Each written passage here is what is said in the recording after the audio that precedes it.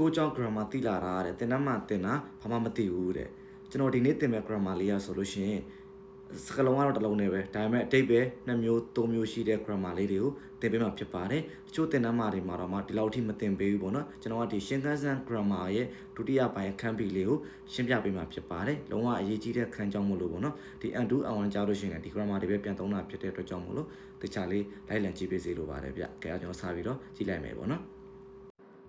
ကျွန်တော်တို့ဒီနေ့အခန်းလေးရတော့ရှင်းခန်းစံ grammar ရဲ့ B ဖြစ်ပါတယ်သူကလုံးဝ grammar တစ်ခုထဲမှာအတိတ်ပဲ2မျိုး3မျိုးပါတဲ့ grammar လေးပေါ့နော်ကြည့်မယ်ပထမတစ်ခု need suite တဲ့ noun need suite တဲ့ရှင်းမှာ noun လိုက်တယ် noun နဲ့ပတ်သက်ပြီး noun အကြောင်းဒါတော့တော်များသိမယ်ထင်တယ်ပေါ့နော်ဒီကောင်လေးကတော့ရိုးရှင်းလေးပဲဖတ်ကြည့်မယ်ပေါ့နော်ဆိုမီမဆန်နျူကာခုတက်စုခုနီဆွေတဲ့ခိတိုင်းတော့တက်စငါပေါ့နော်ဒီတစ်စိမ့်လောက်ပါကျောင်းဝင်ခွင့်လောလောလေးနဲ့ပတ်သက်ပြီးတော့မေးချင်လို့ပါပေါ့နော်ဒါတွေကတော့နောက်နဲ့ပတ်သက်ပြီးပေါ့နော်ကျောင်းဝင်ခွင့်လောလောလေးနဲ့ပတ်သက်ပြီးမေးချင်လို့ပါအီမဝတာရှိနောခုနီနောကျော်အီခုနီဆွေတဲ့ report ကိုခိုင်တဲ့အီမတ်လက်ရှိမှာကျွန်တော်ရဲ့တိုင်းပြည်ရဲ့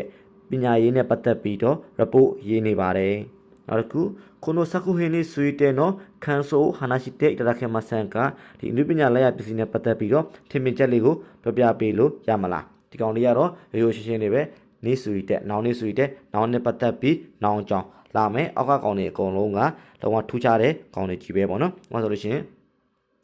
နိတိုင်ရှိတဲ့နိတိုင်စုလို့နော်ရှေ့မှာပါပြီးသွားပြီနော်ရှေ့မှာတစ်ခုပါပြီးသွားပြီရှေ့မှာပါခဲ့တဲ့ကောင်လေးကကြတော့နောင်1နဲ့နောင်2နော်ဆန့်ကျင်ဘက်ပုံစံလေးကွက်လက်တော့နောင်1နဲ့ရှင်းလိုက်ရင်နောင်2ကဆန့်ကျင်ဘက်နောင်1ကကွက်လက်တလောက်နောင်2ကကွက်လက်တယ်ဥမာအားဖြင့်ဆိုလို့ရှိရင်ပြုံးလွင်ရအေးတလောက်မန္တလေးကပူတယ်အဲ့ဒါမျိုးနေတိုင်းရှိတဲ့နဲ့လာတယ်ဆိုလို့ရှိရင်နောင်နေတိုင်းရှိတဲ့နောင်နေတိုင်းစုတူနောင်ကဲဖတ်ကြည့်မယ်နောက်တစ်ခုကျွန်တော်ဒီမှာတစ်တွေ့ရမယ့်ကောင်ကြတော့နောင်ပေါ်ဆက်ဆံပုံထင်မြင်ပုံသဘောထားပုံပေါ့နော်ဆိုတော့ဆိုလို့ရှိရင်သူ့ရဲ့အဓိပ္ပာယ်လေးကပဲခွဲပြီးပြန်မယ်ဆိုလို့ရှိရင်နောင်ပေါ်ဒါပေမဲ့ sentence ပုံစံလေးကကြတော့ noun ပေါ်ဆက်ဆံပုံထင်မြင်ပုံပေါ့နော်ပြီးသဘောထားပုံအဲ့လိုမျိုးပုံစံလေးရတယ်ပေါ့နော်ဖတ်ကြည့်မယ်一番ホテルの人は客に対して非常に丁寧な言葉を使うနော်ဟိုတယ်ကလူဟာဆိုလို့ရှိရင်ဧည့်သည်တွေအပေါ်မှာအလွန်မင်းရှင်ကျေးတဲ့စကားလုံးတွေကိုအသုံးပြုတယ်ဧည့်သည်တွေအပေါ်ကိုဆက်ဆံပုံနော်ဆက်ဆံပုံနော်အဲ့လိုမျိုးပုံစံလေးမှာသုံးတယ်နောင်အပေါ်ပုံမှန်အဖြစ်အတိတ်ပဲ2မျိုးရှိတယ်နောင်ပေါ်နဲ့ဆန့်ကျင်ဘက်ပုံစံလေးနဲ့ပေါ့နော်ဆန့်ကျင်ဘက်ပုံစံလေးလည်းအောက်မှာပါတယ်နောက်တစ်ခုနိဗ္ဗာန်ကြတော့ချီချီနောဣခန်နီတန်ရှိတဲ့ခါစုခုနောမေနာကဟန်တန်ရှိတာအဖေရဲ့အမြင်ပေါ်မှာမိသားစုတွေအားလုံးကဆန့်ကျင်ခဲ့ကြတယ်နော်ဒါဆန့်ကျင်တဲ့အဖေပေါ်ဆက်ဆံတာပဲနော်သူရဲ့အမြင်ပေါ်ဆန့်ကျင်တယ်နောက်တစ်ခုစံပန်အတာရရှိခုခိုချိုစုခရုတမေခိုင်ရှာကဝဝခင်ကျော်နောဂျူမီနီတန်ရှိတဲ့ရိကန်ကိုမတိုမဲတာပေါ့နော်ဒီဆက်ရုံအစ်စ်ကိုဆောက်လုပ်ဖို့အတွက်ကုမ္ပဏီဘက်ချန်ကနေပြီးတော့အိမ်ပတ်ဝန်းကျင်ပေါ့နော်ဒီအနီးနားဝန်းကျင်ကမြို့သူတွေအပေါ်ပေါ့နော်နားလည်ပေးဖို့အတွက်တောင်းဆိုခဲ့တယ်ဒါဆက်ဆံပုံလေးပဲပေါ့နော်သူသဘောထားပုံလေးပေါ့နော်နောက်တစ်ခါကျတော့ယွန်ပန်စိုက်ခင်စေဖူနီတိုင်ဆူရူဟီဟန်ကအိုကီကူနာတေအီတို့အခုတလောအစိုးရပေါ်ဝေဖန်ပြစ်တင်မှုတွေကကြီးမားလာတယ်ပေါ့နော်ကြီးမားလာတယ်ထင်မြင်ပုံလေးပေါ့နော်တကယ်ထင်မြင်ပုံလေးဆိုရပေါ်ထင်မြင်နေလွဲပြီးပေါ့နော်သူ့ရဲ့ပုံမှာဝေဖန်ပြစ်တင်မှုတွေကြီးမားလာတယ်ကဲနောက်တစ်ခုနိယော့တက်ရှေ့မှာပါပြီးသွားပြီရှေ့မှာပါခဲ့တဲ့ပုံစံလေးကနောင်းနဲ့လိုက်ပြီးမတူကြွယ်ဗျာဒီကမ္ဘာပေါ်မှာဒီရင်ကျေးမှုတွေအများကြီးရှိတယ်တိုင်းပြည်နဲ့လိုက်ပြီးတော့ရှုခန့်နေဒလိထုံနဲ့နေကွဲပြားတယ်အဲ့ဒီပုံစံလေးရှိရနောက်တစ်ခုနောင်းအဖြစ်လှုပ်ဆောင်နေ critical နဲ့ပေးဆောင်မယ်ဆိုလို့ရှိရင်အောက်ပါသတိပေးချက်လေးတွေကိုဖတ်ပါအဲ့လိုပုံစံလေးတွေပါခဲ့ပြီးသွားပြီဒီမှာလာအောင်မယ်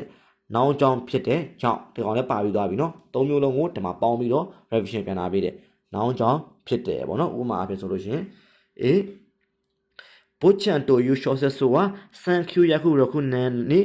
နဆုမဲဆိုဆက်ခီနီယော့တက်ခါရတာနော်ဒီဘုချန်ဆိုတဲ့ဝတ္ထုစာအုပ်လေးရဆိုလို့ရှိရင်1906ခုနှစ်မှာနဆုမဲဆိုဆက်ခီတနာမည်လေးပေါ့နော်သူအဖြစ်ရေးချင်းခံခဲ့ရတယ်เนาะရေးတာပဲတော့အရှင်ပဲဆိုတော့ပြောဆိုရင်ဒီစာရေးဆရာအဖြစ်ရေးတယ်စာရေးဆရာကနေရေးတယ်လို့ပြောတာပေါ့နော်ကဲဒါတစ်ခုအတိတ်ပဲတစ်ခုလာပြီနောက်တစ်ခုနိဗ္ဗာန်ကိုနိုဒန်တိုတက်ခီနာမှာဆိုရီဝါမူကရှိခါရာကိုနိုချီဟိုနိုဟီတိုပီတိုနီယော့တဲ့မမူရာတဲ့တက်ခီတာရတယ်ပေါ့နော်ဒီရိုးရပွဲတော်ဟာဆိုလို့ရှိရင်ဟိုးရင်တွေကဒီဒေတာကလူတွေကအဖြစ် ထိသိမ်းလာခဲ့ကြတယ်လူတွေအားဖြင့်ထိသိမ်းလာတယ်လူတွေကနေပြီးတော့ထိသိမ်းလာခဲ့တယ်ပေါ့နော်အားဖြင့်လှုပ်ဆောင်ခဲ့တာပဲပေါ့နော်အဲ့ဒီပုံစံလေးနောက်တစ်ခုဒါလေးအတိတ်ပဲတေချာလေးကိုခွဲပြီးမှတ်ထားရမယ်နော်နီရော့တဲ့အသုံးပြုပုံ3မျိုးနီတိုင်ရှိတဲ့အတိတ်ပဲ2မျိုးနော်အဲ့ဒါလေးတွေကလုံးဝ sentence ပုံစံနဲ့တွဲပြီးမှတ်ထားတော့မှစာမွေးရောက်ရင်မရောမှာပေါ့နော်လာမယ်အာရုမူမေနိုဟီတိုနီရော့တဲ့စုခရလက်တာခိုနိုဥတာကိုima de wa mena ka utate iru ပေါ့နော်ပြောအမည်မသိပြောအမည်မသိရှေ့စာဆိုပေါ့နော်အမည်မသိရဲ့သူကနေပြီးတော့အားဖြင့်ပြုလုပ်ထားခဲ့တယ်ဆိုရေးထားခဲ့တဲ့တခြင်းလေးကိုအခုချိန်ထိတော့မှလူတွေကစုံနေသေးတယ်ပေါ့နော်အားလုံးကစုံနေပါသေးတယ်ဆိုတော့နောင်နီရော့တဲ့သူမှနောင်လိုက်တယ်ပေါ့နော်ကဲနောက်အားဖြင့်လှုပ်ဆောင်တဲ့တခုကဲနောက်ထပ်ပုံစံတစ်မျိုးလာပြီ B ဟီတိုနီရော့တဲ့ခန်ဂျီခတာကချင်းဟောက်လူနဲ့လိုက်ပြီးတော့ခံစားပုံခံစားနည်းတွေကကွဲပြားတယ်မတူညီဘူးเนาะဒီလိုပုံစံလေးကျွန်တော်ရှင်းမှလည်းပါပြီးသွားပြီနောက်တစ်ပုံစံတစ်မျိုးထပ်လာမယ်စီ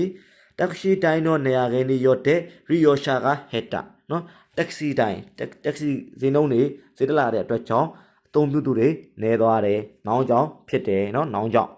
င်ဆိုပြီးတော့ကျွန်တော်တို့ဈေးတက်လာတဲ့အတွက်ကြောင့်မို့လို့အသုံးပြုသူတွေနေသွားတယ်ကဲအဲကျွန်တော်တို့တိတ်ပဲ၃မျိုးကိုလုံးဝကွဲပြားမှတ်ထားရမယ်ပေါ့เนาะကဲနောက်ထပ်ပုံစံလေးတစ်မျိုးနီတိုတဲ့တိုရှ်တဲ့ပြောမှဆိုခန့်စင်တူလေးနော်လုံးဝရောနိုင်တယ်ချိန်တစ်ခုကြာရင်မေ့သွားနိုင်တယ် grammar လေးတွေပေါ့နော်နီတိုတဲ့အတွက်ကတော့ကျွန်တော်အတွက်ကတော့သူမအတွက်ကတော့လူငယ်တွေအတွက်ကတော့ဘယ်လိုမျိုးပုံစံလဲဆိုလို့ရှိရင်ခံယူပုံသဘောထားပုံလေးပေါ့နော်ကဲဖတ်ကြည့်မယ်နီကိုနေစုမှုယူကောက်စေနီတိုတဲ့အန်တက်ကဝါဂျူတိုင်းနာမွန်တိုင်းတာနော်ဂျပန်နိုင်ငံမှာနေထိုင်တဲ့ပြန်တော်တဲ့ကျောင်းသားတွေအတွက်ကတော့ရန်စေးတက်တာကကြီးမားတဲ့ပြဿနာပဲเนาะလုံးဝသူက specific တေချာလေးကိုညွှန်ထားပြီးသားဂျပန်မှာနေရသူတိုင်းလားမဟုတ်ဘူးပြန်တော်တဲ့ကျောင်းသားတွေအတွက်ကတော့ဥပမာအားဖြင့်ဆိုလို့ရှိရင်အလုံးလုံးနေတဲ့သူတွေအတွက်ကြတော့ရန်စေးကြီးတာကပိုကောင်းတာပေါ့မြန်မာငွေလွဲလို့ရှိရင်ပတ်စံတွေအများကြီးရတယ်ဒါပေမဲ့ကျောင်းသားတွေအတွက်ကြတော့ပြပတွေကထောက်ပံ့တာတွေပါတယ်ရှိရတော့ကြောင့်မလို့ရန်စေးကြီးမတက်တာဘူးသူတို့အတွက်ကတော့အဆင်မပြေဘူးပြဿနာပဲဆိုတော့သူတို့ရဲ့ခံယူတဲ့ပုံစံလေးပေါ့เนาะအဆင်မပြေတာကိုပြောချင်တာဒီတိုတဲ့အတွက်ကတော့ကဲနောက်တစ်ခုလာမယ်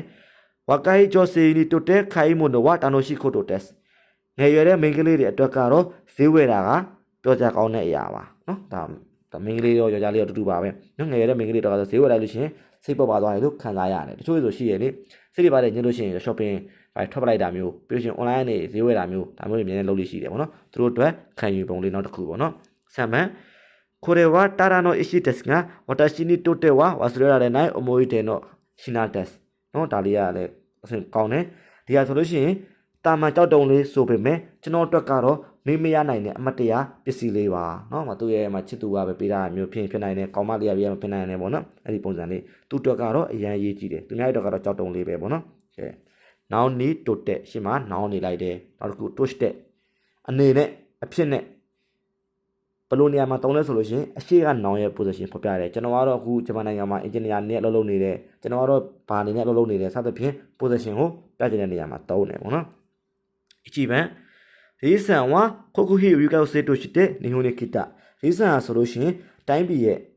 စရိတ်နဲ့ပြန်တော်တင်ကျောင်းသားအနေနဲ့ဂျပန်ကိုလာခဲ့တယ်ပြောဆိုလို့ရှိရင်ပြန်တော်တင်ကျောင်းသားတိုင်းပြည်ထောက်ပံ့ပေးတဲ့ပြန်တော်တင်ကျောင်းသားပေါ့နော်ကျောင်းသားအနေနဲ့ဂျပန်နိုင်ငံကိုလာခဲ့တယ်သူရဲ့ position ကိုဖော်ပြတာပေါ့နော်ကျွန်တော်တို့ခု2番大山君はこの学校の代表として平和を考える会議に参加する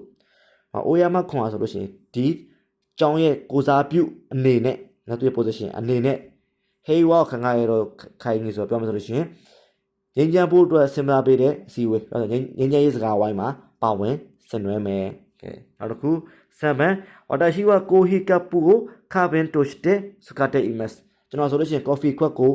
ပန်းအိုးအနေနဲ့အသုံးပြုနေတယ်သူရဲ့တကယ်အစစ်မှန်ကတော့ coffee ခွက်ဒါပေမဲ့ပန်းအိုးအနေနဲ့ position ကိုပြရတယ်ပေါ့နော်ကဲအဲဆိုရင်အားလုံးပဲနားလည်သွားမယ်လို့ထင်ပါတယ်ဗျဒီ grammar လေးတွေကအရင်ရောက်နိုင်လို့အတွက်ကြောင့်မို့လို့တခြားလေးခွဲပြီး message လိုပါတယ်ကျေးဇူးတင်ပါတယ်